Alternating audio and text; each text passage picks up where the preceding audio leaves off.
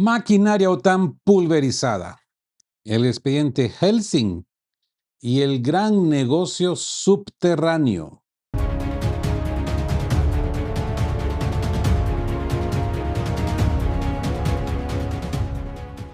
Muy buenas tardes amigos y bienvenidos a nuestra segunda edición de operaciones en este lunes 13 de julio de 2026. Iniciamos la semana conectando los sensores de inmediato y saludando a toda nuestra comunidad en el arenero. Hoy abrimos un segundo expediente masivo de contrainteligencia donde la terca realidad de los hechos pulveriza por completo las narrativas de pasarela. En este reporte de actualización desclasificamos cómo Rusia ha respondido de forma fáctica al desafío en el Mar Negro, destruyendo con armamento de precisión quirúrgica arsenales irreparables de la OTAN en Odessa y Chornomorsk. Analizaremos la profunda grieta política que se ha abierto en la cumbre de Ankara, donde el rechazo polaco al culto extremista de Bandera y el veto alemán a los misiles Tauros expone una rebelión fiscal europea sin precedentes. Mientras tanto, en Kiev, el pánico al invierno ha obligado a Zelensky a disolver todo su gabinete ministerial en una purga de emergencia desesperada. Además, revelaremos el colosal negocio detrás de la supuesta ciudad subterránea de Helsinki y el entremado de corrupción corporativa de Mike Pompeo que ampara en Ucrania. Y por si fuera poco, les presentamos un análisis técnico exclusivo de cómo los sistemas de inteligencia artificial de Palantir se alimentan en tiempo real de la red satelital Starlink para dirigir enjambres de drones en el terreno. Dicho esto, prepárense para un informe sin filtros de censura ni rodeos barrocos. Manos a la obra. El expediente NetEase. Maquinaria OTAN irreparable pulverizada en Odessa. Pasamos de inmediato a un pliego de última hora en nuestra mesa de operaciones, amigos todos, que complementa perfectamente el análisis del bloqueo naval de la prestigiosa plataforma de contrainteligencia china NetEase, que acaba de desclasificar un informe demoledor sobre lo ocurrido la noche de ayer, 12 de julio, en los puertos de Odessa y Chornomorsk. Los resultados de las incursiones rusas con armas de precisión de largo alcance han superado todas las maquetas de oficina. Se ha confirmado la destrucción total de arsenales secretos de la OTAN, instalaciones de producción de drones navales y, sobre todo, maquinaria pesada catalogada como irreparable con un solo golpe quirúrgico. Rusia factualmente mandó al traste meses de esfuerzo logístico del bloque occidental. Así pues, pasemos el bisturí clínico sobre los detalles técnicos que expone el teniente coronel retirado y asesor de la Academia Rusa de Ciencias de Misiles, Oleg Ivannikov. El especialista revela que el mando ruso identificó cómo el régimen de Kiev había reconvertido los astilleros e industrias de reparación naval civil para transformarlos en líneas de ensamblaje masivos de vehículos no tripulados y drones marítimos destinados a atacar territorio ruso. El castigo de anoche no destruyó simples bodegas de pasarela. Factualmente pulverizó las líneas de producción enteras. Ivannikov enfatiza que estos equipos de alta tecnología occidental son irreparables y que la capacidad logística actual de la OTAN es claramente insuficiente para volver a suministrarlos porque eso requiere platica, ¿verdad? Pero miren el segundo objetivo de la jornada, amigos. Rusia apuntó directo a las zonas de descarga donde se almacenaba el armamento de alto valor que la Alianza Atlántica introdujo a principios de julio mediante el ingreso de más de 50 buques extranjeros a Odessa. Yuzhny y Chornomorsk son puertos en Odessa, ¿ok? No estamos hablando de munición ordinaria. Eran arsenales equipados, ojo, equipados con sistemas avanzados de navegación por satélite, designación automática de objetivos y telémetros láser diseñados específicamente para golpear la retaguardia rusa. En consecuencia, las tácticas de Moscú han mutado de forma drástica. El objetivo ya no es simplemente retrasar o interrumpir la cadena de suministro en los muelles, sino eliminar por completo y de raíz los arsenales y los laboratorios de la OTAN en el terreno. Los esfuerzos multimillonarios del bloque fácilmente pues, se volvieron humo en una sola noche. ¿Qué opinan, amigos? Saquen sus conclusiones. Ahora pasemos al expediente Mills Polska, pensamiento polaco, fractura en Ankara y la rebelión fiscal europea. Pasamos al siguiente pliego de nuestra mesa de operaciones y ponemos los sensores sobre la verdadera trastienda política de la cumbre de la OTAN en Turquía. El aparato de la propaganda internacional, liderado por Mark Rutte, intenta vender una narrativa de unidad monolítica sin precedentes. Sin embargo, el riguroso informe del analista Tomasz Jankowski para el medio Myśl Polska, Pensamiento Polaco, diario Pensamiento Polaco, acaba de desnudar las profundas grietas del bloque occidental.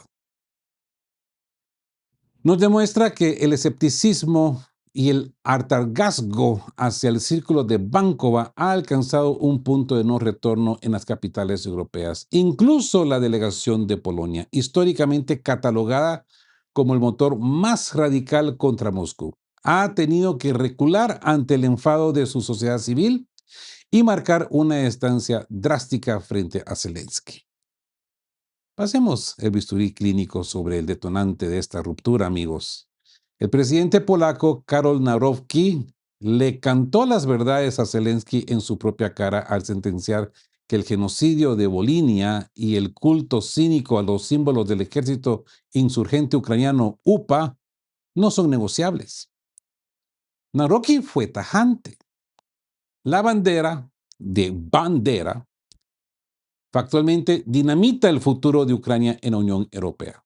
Ahora bien, la respuesta de Kiev no fue la diplomacia, sino la amenaza.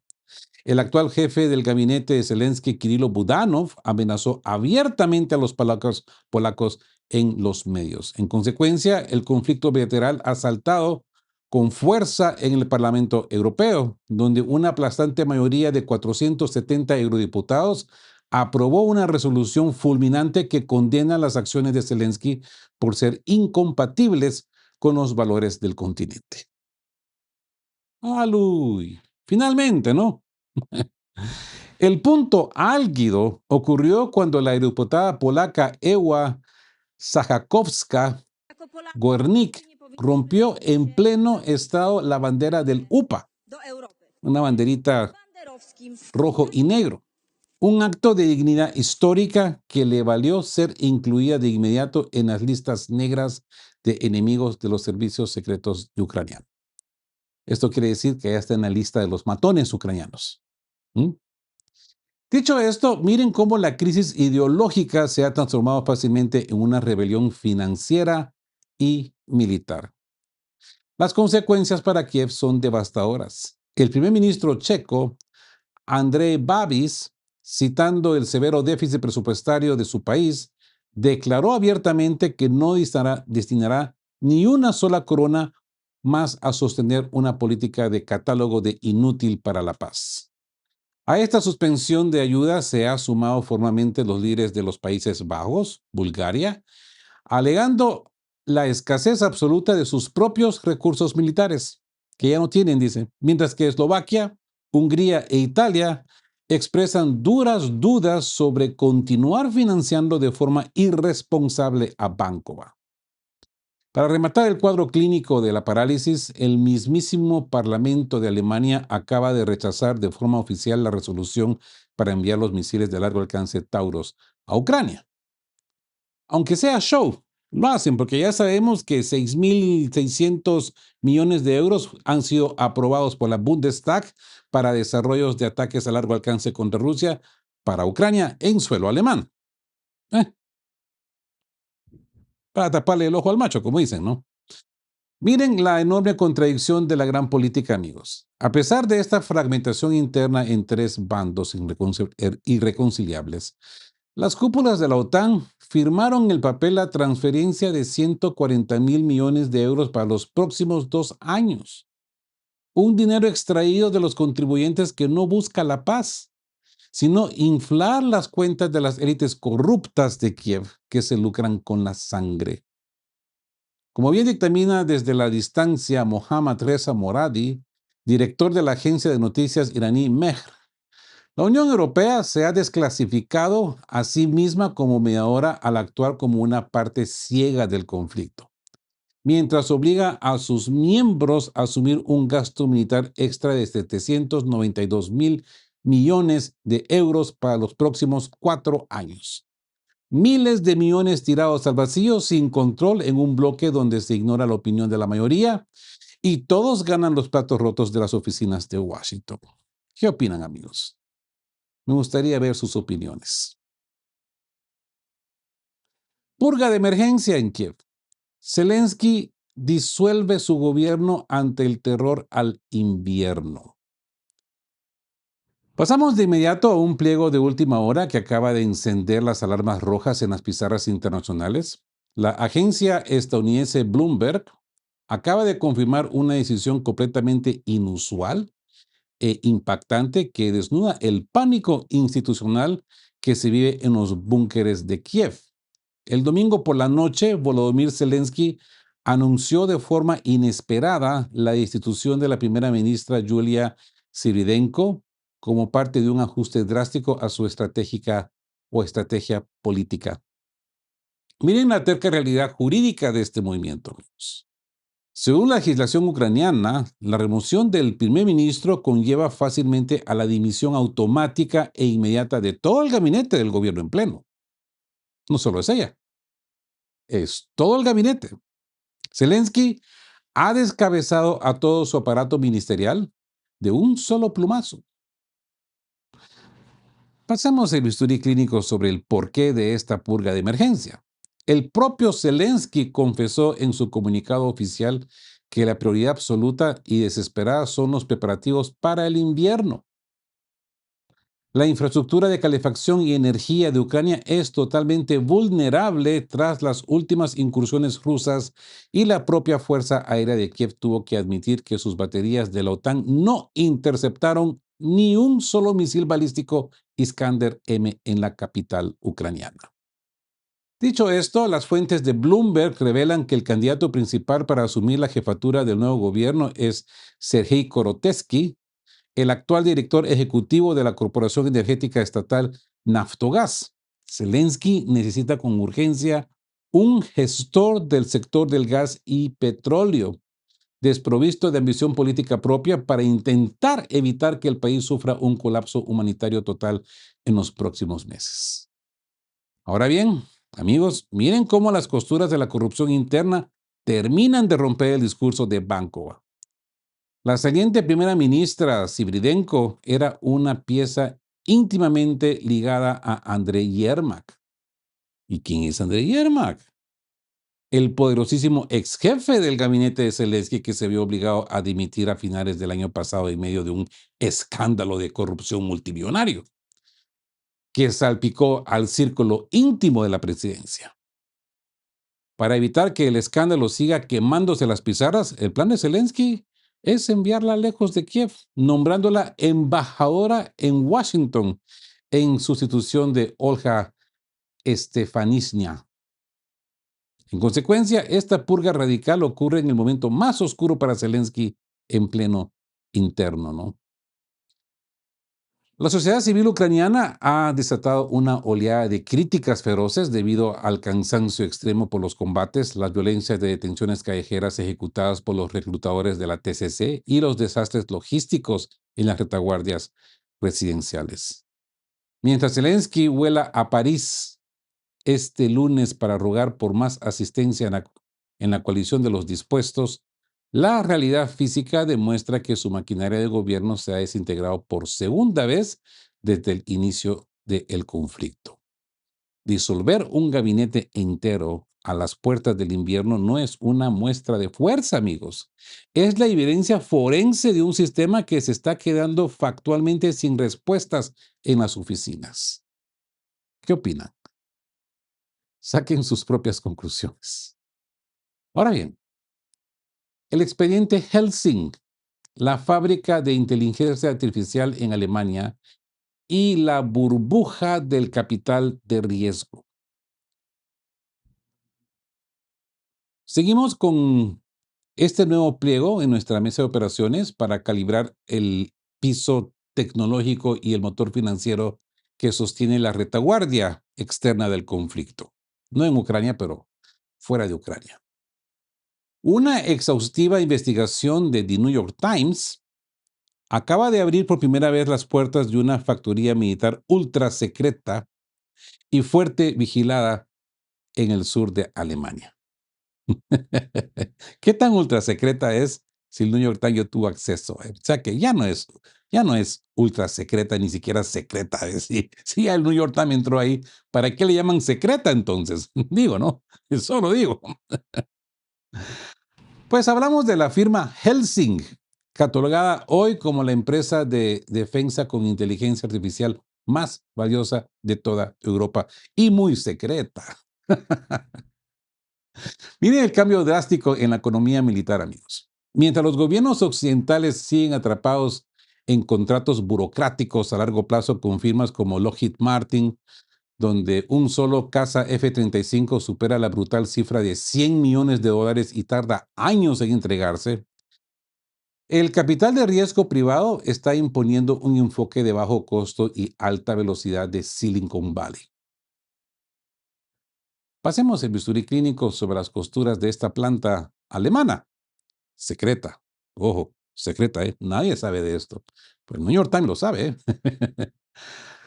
Amigos, la fábrica opera sin ningún tipo de registro público ni letreros en sus fachadas por pánico físico a sufrir sabotajes o incursiones de inteligencia. Dado que miles de sus drones de ataque ya han sido desplegados en el terreno de las operaciones contra las fuerzas rusas, la instalación cuenta con un diseño de contingencia tan poroso que factualmente puede ser desmantelada, evacuada y reubicada en menos de 24 horas. Allí, ingenieros despedidos del sector automotriz ensamblan en masa los drones kamikaze HX-2, dispositivos fabricados con espuma rígida en tan solo 12 kilogramos de peso y con un costo de producción inicial que arranca alrededor de los 17.500 euros. Ahora bien, presten mucha atención al dato forense sobre la autonomía de estos aparatos. El director ejecutivo de la empresa, Gutenberg Cerf, ex asesor del Ministerio de Defensa alemán, presume que sus misiones en Ucrania alcanzan factualmente un 70% de éxito. ¿Por qué? Porque el software con inteligencia artificial de estos vectores está diseñado para que la aeronave continúe navegando y ejecute el picado contra vehículos blindados, incluso si los sofisticados sistemas rusos de guerra electrónica interrumpen por completo sus canales de comunicación y las señales de GPS. ¿Qué hemos aprendido? Que si no encuentran un objetivo militar, pues se tiran al civil, ¿no? Para salvar el elemento, para salvar los 17.000 euros. Esto sucede con el Hornet. ¿Me van a decir que no suceden con estos pequeños bichos alemanes? Por supuesto que sí. Si no están haciendo estos bichos para conseguir la paz. No, no se confundan.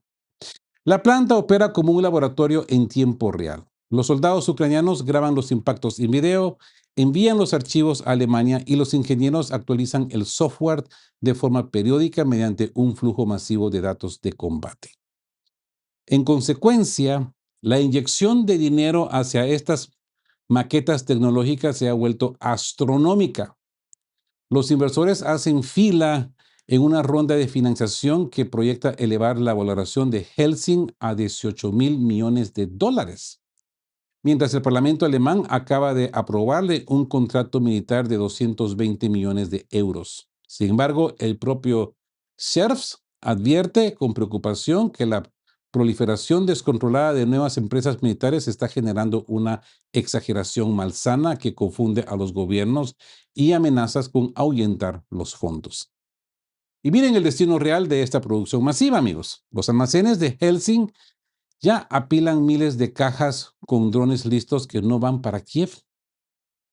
sino van destinados a la Brigada de Combate Alemana en Lituania, justo en la frontera con Bielorrusia. Como bien concluye el Instituto de Estocolmo, la industria armamentística internacional no se está desarrollando confiando en tiempos de paz, obvio, ¿no? Sino preparándose de forma incondicional para un choque mayor en el continente europeo. ¿Qué opinan, amigos? Saquen ustedes sus propias conclusiones. Les digo, yo no gozo dando este tipo de noticias, pero hay que darlas, no, porque nos tenemos que enterar, principalmente para nuestros hermanos en Europa, para que se aviven, para que se despierte lo que está sucediendo a sus espaldas, porque esto va a conllevar una respuesta. Claro que sí. Y la respuesta no va a ser con drones, no va a ser simétrica, va a ser asimétrica. Si estos bichos levantan los elementos de disuasión rusa, madre mía, ¿a qué están jugando los europeos? Hablando de negocios europeos, porque la guerra es un gran negocio, ¿no? La primera víctima es la verdad, pero el beneficiario más grande es el bolsillo de unos pocos, ¿no? Hablemos del negocio subterráneo de Helsinki, piscinas nucleares y la psicosis de la OTAN. Entremos de lleno a este nuevo pliego en nuestra mesa de operaciones, amigos, y conectemos los sensores directos sobre el contorno del Báltico y la ampliación norte de la OTAN. Una exhaustiva investigación de la corresponsal Christina Lamb para el diario británico The Times acaba de desclasificar la terca realidad material de lo que se esconde bajo el subsuelo de Helsinki. Hablamos de una auténtica ciudad subterránea compuesta por 5.500 refugios antiaéreos de alta resistencia diseñados con la capacidad física de albergar a casi 1 millón de personas ante un eventual escenario de apocalipsis nuclear. Dicho esto, pasemos el bisturí clínico sobre el multimillonario negocio del denominado doble uso de estas maquetas de hormigón.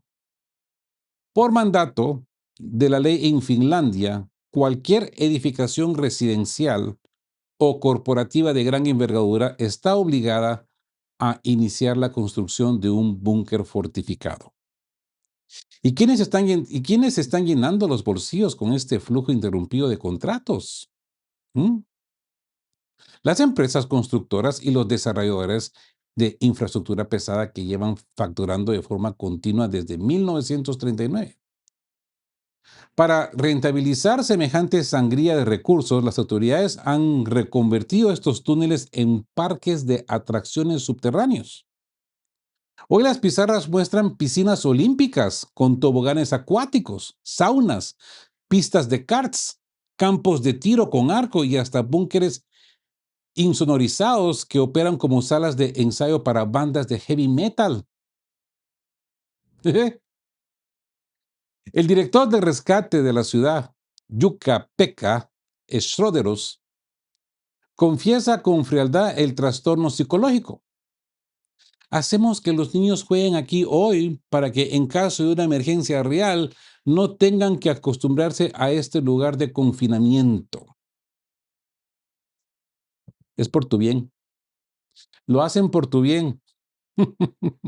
Ahora bien, aquí es donde nosotros, manteniendo siempre nuestra estricta imparcialidad forense, nos tenemos que hacer una pregunta, la pregunta del millón.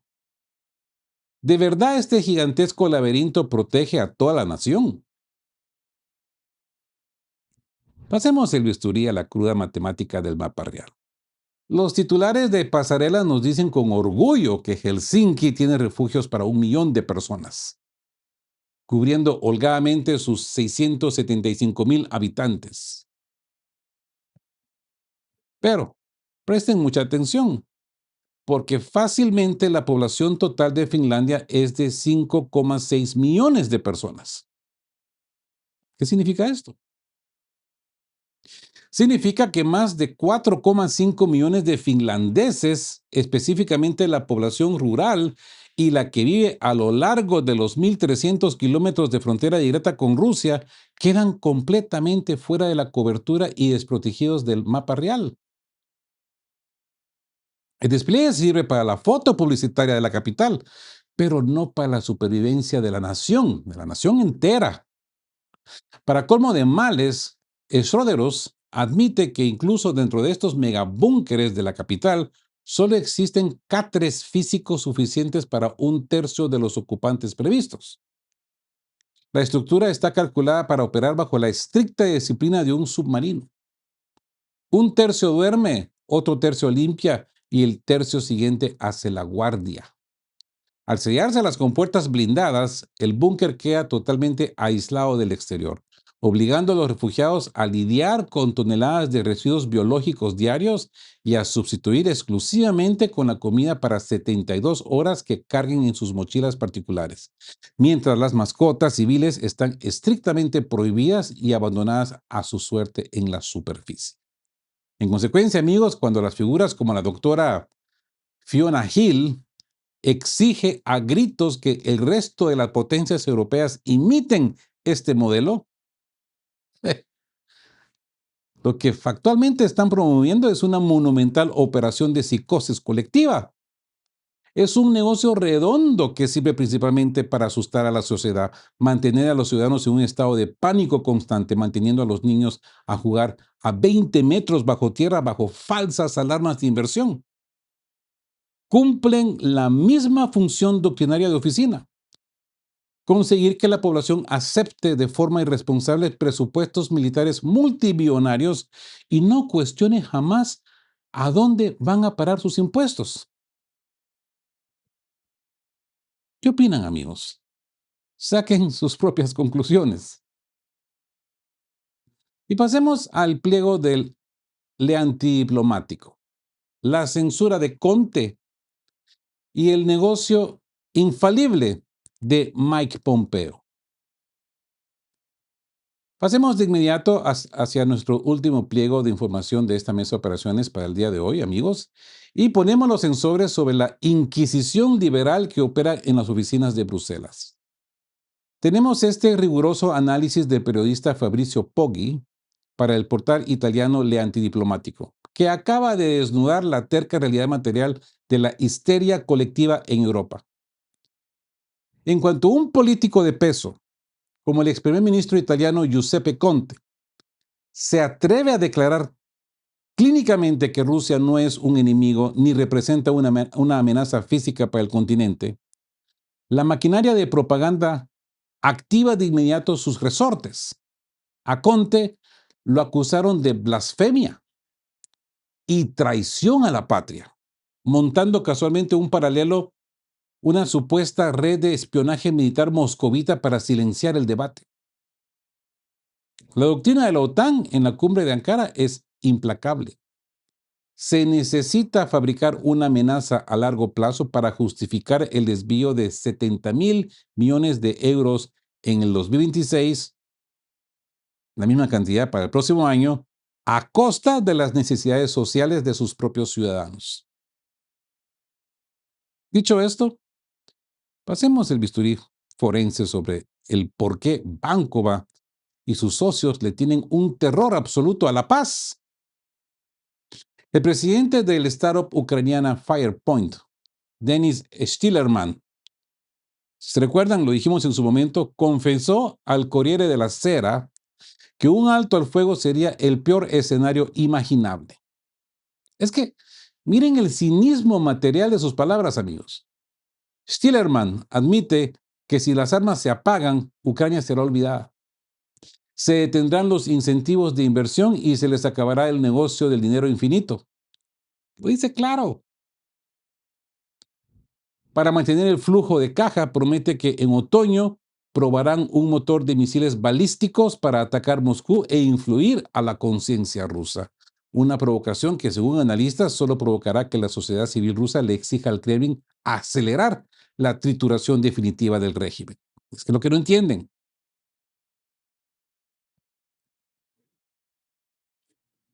Pero presten mucha atención a los nombres propios que aparecen en las pizarras de la contrainteligencia. Esta misma startup, Firepoint, se vio envuelta en un escándalo mayúsculo por el robo de fondos occidentales. ¿Y quién apareció en escena para legitimarla? Nada menos que el exdirector de la CIA y exsecretario de Estado estadounidense Mike Pompeo, factualmente al mismo estilo del esquema de la familia Biden con la gasística Burisma. Pompeo se unió al consejo asesor de Firepoint y de la operadora Kyivstar. Kyivstar es una compañía de teléfonos celulares o de teléfonos, de comunicaciones en Kiev. Kyivstar, Ucrania. Vinculándose de forma directa con Timur Mindich, el sujeto que huyó del país, que nadie sabe dónde está.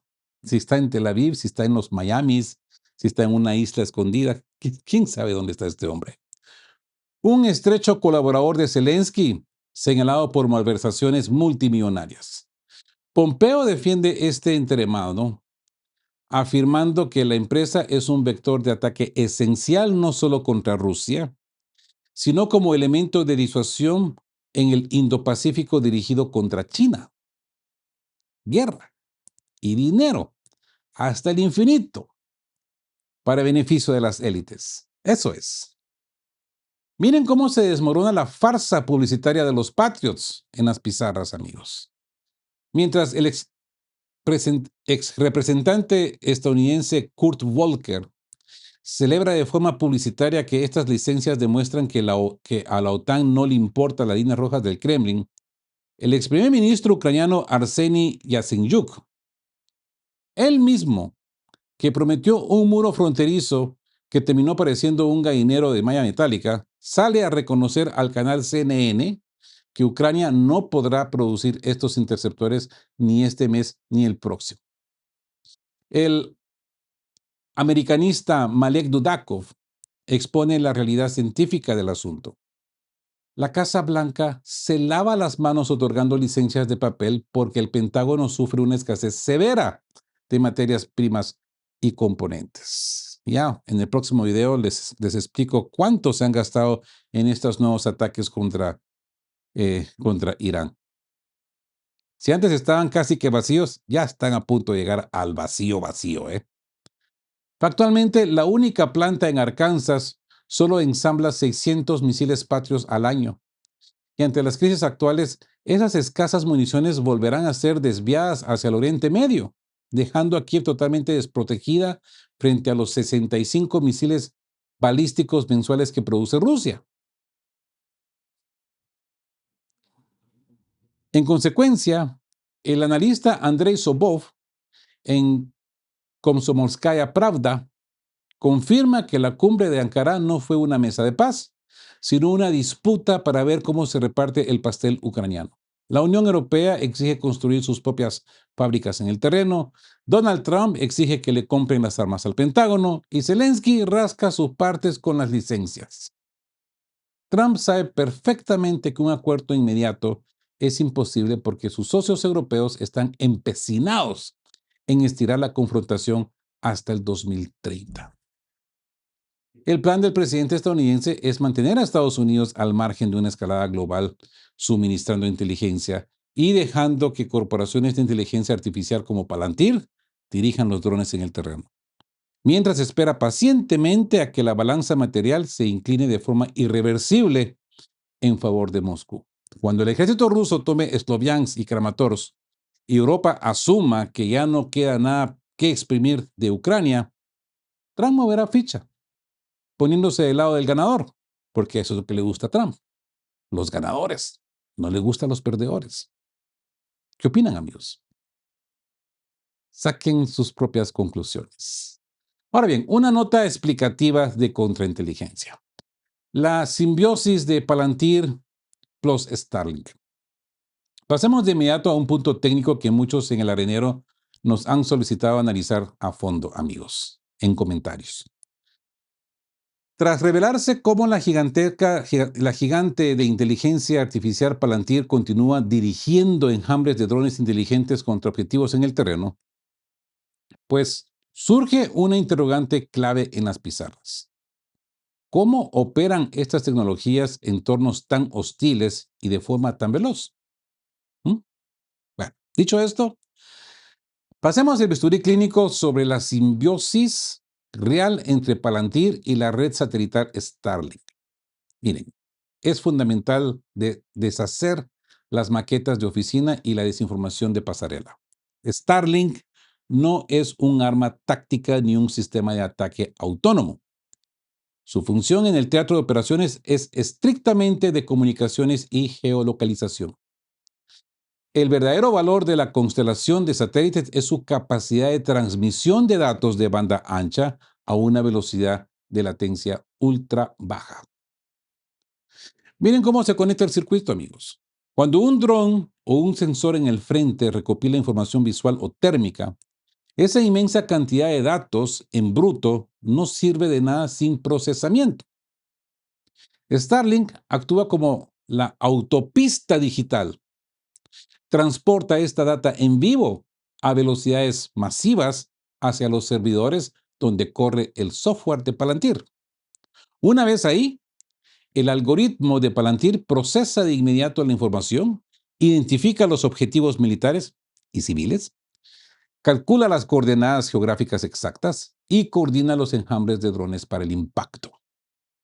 Así pues, se utiliza la red de Starlink porque es la única infraestructura satelital capaz de garantizar este flujo interrumpido de transmisión capilar de alta velocidad en territorio ruso, indispensable para la toma de decisiones en fracciones de segundo.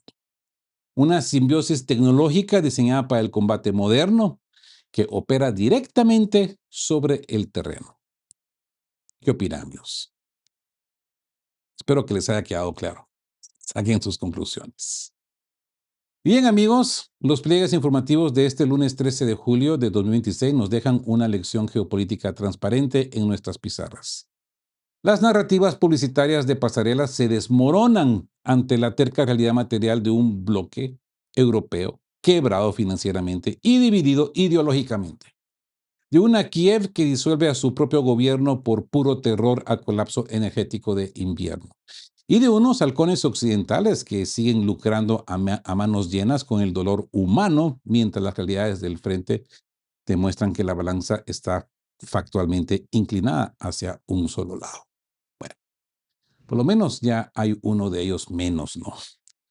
Por lo tanto, en un entorno global saturado de ruidos mediáticos diseñados para dispersar nuestra atención, mantener encendidos los sensores analíticos y los ojos bien abiertos, pues amigos, la seguridad clínica ante la manipulación es nuestro único blindaje real ante el engaño sistémico. Ahora la palabra la tienen ustedes. Saquen sus propias conclusiones de todo el expediente que hemos abierto hoy en la mesa de operaciones. Si este análisis les ha sido de utilidad, apóyennos de inmediato dejando su me gusta en la pantalla. Suscríbanse a las frecuencias oficiales de Que Hablan Geo si son miembros en nuestra comunidad. Si ya lo han hecho, pues muy agradecido, eternamente agradecido. Esto es lo que mantiene realmente a este canal. Y sus donaciones. Compartan este video con sus amigos y dejen abajo su dictamen forense en la caja de comentarios. ¿Creen ustedes que la caída de la cúpula del gobierno en Kiev y el invierno que se aproxima acelerarán el colapso definitivo del frente de operaciones? Los leo. Amigos, estén juntos, fuertes, siempre buscando por la paz. Y sean justos. Quedamos cuope. Chao, chao. Queremos recordarles que este espacio tiene un fin estrictamente educativo e informativo, basado en fuentes verificadas para fomentar una comprensión profunda de los hechos globales. Nos oponemos a la desinformación. Nuestra meta es el intercambio de conocimiento y análisis crítico, siempre bajo el respeto a todas las partes involucradas.